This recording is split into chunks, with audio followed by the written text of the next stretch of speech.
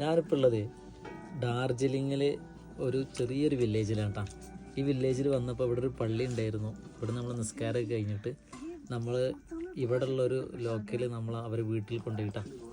ഇതാ നമുക്ക് അവർ നല്ല ഫുഡ് തന്നു.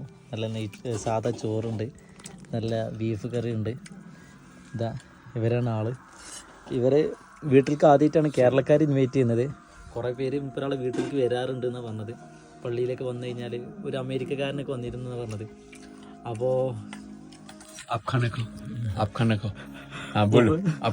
ഒരാൾ പിന്നെ കഴിക്കുന്ന ഫോൺ വാങ്ങിയിട്ട് ഇവരാൾ പറഞ്ഞത് നിങ്ങളെ ഫുഡ് കഴിക്കും, നിങ്ങളെങ്ങനെ ഫോൺ പിടിക്കണ്ടെന്ന് പറഞ്ഞാണ്ട് ഇവരിന്റെ കഴിക്കുന്ന ഫോൺ വാങ്ങിക്കണം. അപ്പൊ മനുഷ്യന്